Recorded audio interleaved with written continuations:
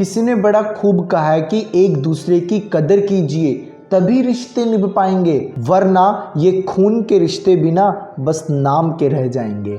Hello everyone, this is Krishi Sharma and you are watching Aakash Krishna motivation. बहुत ही खूबसूरत कहानी लेके आप लोग के लिए। इस कहानी को जरा ध्यान से सुनिएगा। एक बार की बात थी, एक बार एक आदमी था जो कि बहुत ही करोड़पति आदमी था। उसकी कई फैक्ट्री चल रही थी, कई सारे मकान थे, मतलब पैसों की उसके पास कमी नहीं थी। अब भगवान की दया से उसका एक बेटा भी था जो कि पढ़ने में इतना इंटेलिजेंट था कि अपनी क्लासेस में फर्स्ट आता था। वो धीरे धीरे समय बीतता रहा। अब वो बेटा कॉलेज जाने लायक हो गया। अब उसका कॉलेज में जब जाने लगा तो एक दिन उसके पिता बैठे थे। उसके पिता ने बोला, बेटा देखो, तुमने भाई क्लासेस में तो फर्स्ट आए, क्या तुम कॉलेज में भी फर्स्ट आ पाओगे कि नहीं? तब उसके बेटे ने बोला कि पापा जी आप चिंता मत कीजिए, मैं मेहनत बहुत अच्छे से कर रहा हूँ और मैं गारंटी देता हूँ मैं फर्स्ट आऊँगा, लेकिन आपको भी एक प्रॉमिस देना पड़ेगा।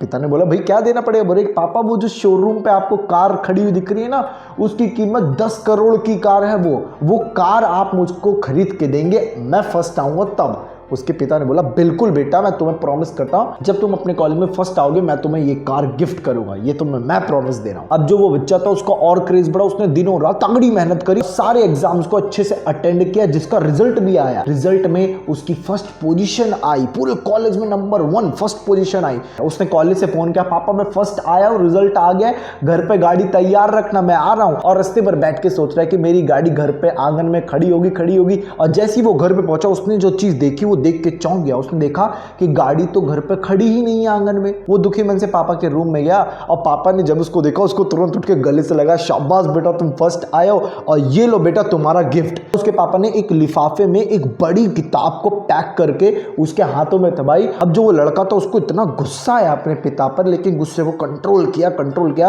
वो कुछ ना कह के वो तुरंत गया अपने रूम में चला गया। उसने जाके उस किताब का लिफाफा खोला तो उसने देखा कि सोने के कवर में लिपटी हुई एक रामायण है। उसने जब देखा तो उसको और गुस्सा आया कि पिता को मैंने कहा 10 करोड़ की गाड़ी खरीदने के लिए बोला, तो पिता ने मुझे ये खरीद के दे दिया, मतलब। लेकिन गुस्सा बहुत है। उसने बहुत उल्टा सीधा अपने मन में पिता को बोला। उसने एक फाइनल डिसीजन दिया। उसने लिखा, उसने एक पेपर लिया, पेपर पे उसने लिखा कि भाई पापा, आप, मुझे पता है आपने मुझे रामायण दी है ऐसे ऐसे करने के लिए, बहुत अच्छी चीज़ है, लेकिन आप पापा, मैं आपके अपनी दिल की बात कहना चाहता हूँ, मैं अब इस घर में रहना नहीं चाहता, मैं अब अपने पैरों पर चलना चाहता हूँ, मैं अपने पैरों पर खुद का अपना बिजनेस करना चाहता हूँ, मैं इस घर छोड़कर जा रहा हूँ। ये कर वो किताब उसी टेबल पे रखकर और वो चिट्ठी जो लिखी थी वो वहीं रखकर वो चला गया। लेकिन जो वो लड़का था वो पढ़ने में तो शुरू से टैलेंटेड था। उसने अपने दिमाग से इतना अच्छा किया कि वो दूसरी जगह जाके उसने खुद का एक नया बिजनेस शुरू कर दिया और कई लाख करोड़ की टर्नओवर भी शुरू कर दी। धीरे धीरे समय बीतता गया, उसने मैरिज भी कर ली। लेकिन कभी कभी जब वो बैठता था ना अकेले, उसको ख्याल आता था कि पिता की याद आ रही है। वो तुरंत फोन उठा के ले लेता, लेकिन वही बात जो गिफ्ट वाली बात थी, उसके दिल में वही जलन दोबारा आ जाती। वो तुरंत फोन रख देता, वो कहता नहीं बात करूंगा। लेकिन कभी कभी उसको अपने पिता की इतनी याद आती थी। एक दिन ऐसे बैठा हुआ तो सोच रहा कि भाई मैं क्या छोटी सी बात को लेकर बैठा हूँ, पिता ने मुझे गिफ्ट ही नहीं दिया, लेकिन आज तो सब कुछ है ना मेरे पास, तो क्या मैं छोटी सी बात लेके बैठा हूँ। और माँ के गुजर जाने के बाद पिता का मेरे अलावा कोई सहारा भी नहीं था। चलो ये सब बात छोड़कर पिता को कॉल करता हूँ। उसने बड़ी याद आ रही थी, उसने तुरंत फोन लिया और कॉल किया। जैसी कॉल की रिंग जा रही थी, उसका दिल धक धक हो रहा था कि पिता से इतने सालों बाद मैं बात करूंगा। लेकिन वहां से एक नौकर ने फोन उठाया। उस नौकर ने बोला कि हाँ जी, अच्छा बेटा आप बोल रहे हो, आपको नहीं पता आपके पिता तो 10 दिन पहले ही गुजर चुके हैं और वो बहुत रो रहे थे जब उनका अंतिम समय था। उन्होंने बोला था कि मेरा बेटा आए तो उसको बोल देना कि यहाँ आके सारी संपत्ति संभाले, हमको आपका कोई फोन नंबर कोई कॉन्टैक्ट नहीं मिला, इस कारण हमने फोन नहीं कर पाए आपको। अब जो वो लड़का था उसके दिमाग पैर काम नहीं कर रहा, तो उसने तुरंत गाड़ी स्टार्ट करी, तुरंत अपने उसी घर में पहुंचा जहां पिता थे और पिता के रूम में गया। वहां पिता की फोटो लगी थी। उस फोटो को देखकर गले लगाकर उस फोटो को खूब तेज से रोने लगा। वो, उसको इतना अफसोस हो रहा कि मैंने क्या कर दिया। वो अपने घर में पूरा घूम रहा था, तब तक उसको अपना कमरा दिखा। अपने कमरे में भी गया और उसने जो चीज देखी, उसने देखा कि उसी के टेबल पे जहां वो उस रामायण को छोड़कर गया था, जिस टेबल पे, उसी जगह वो आज भी रखी हुई है। वो तुरंत गया, उसने उस रामायण को उठाया, एक पन्ना खोला तो उस पन्ने में पहले पेज में लिखा था पिता की हैंडराइटिंग से, बेटा मेरा आशीर्वाद सदैव तुम्हारे साथ है, तुम इस रामायण को पढ़ के और आगे बढ़ना, तुम खूब धन कमाना, ये करना वो करना।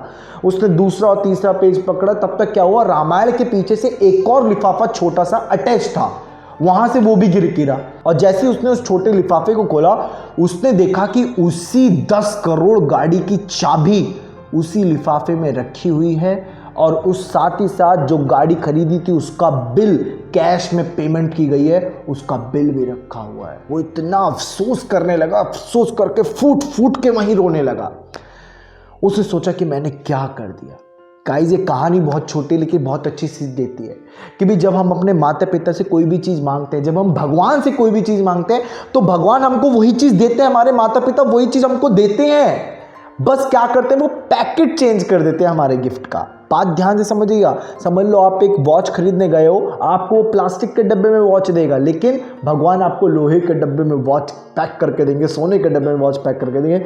आप उस पैकिंग को देखकर, माता पिता ने जो आपको गिफ्ट दिया है वही चीज जो आप चाहते हो, लेकिन थोड़ा और आपके साथ एक्स्ट्रा दे दिया। यानी पिता अगर गिफ्ट देते तो सिर्फ चाबी देते, लेकिन पिता ने सोचा चाबी सिर्फ अच्छी नहीं लगेगी, सोने से कवर की गई रामायण साथ में दिया, और गाड़ी की चाबी जो कि पीछे लगी थी उसने नहीं देखा था पहले, और उसने सिर्फ लिफाफे का पैकेट ही देखकर पिता को उल्टा सीधा बोल दिया और आज अफसोस कर रहा है। गाइज, इस कहानी का सार तो आप अच्छे से समझ चुके होंगे, मेरे को और समझाने की जरूरत नहीं है। बस यही कहना चाहूँगा कि अपने माता पिता की सदैव उनकी भावनाओं को समझिए और उनके साथ रहिए, और भगवान वही चीज़ आपको देते हैं जो आप चाहते हैं, बस पैकेट चेंज कर देते हैं। यही जगत की रीत है और यही श्री कृष्ण का गीत है, मन के हारे हारे मन के जीते जीते। मिलते हैं आपसे अगली वीडियो में, तब तक के लिए जय हिंद जय Bharat. Thank you so much.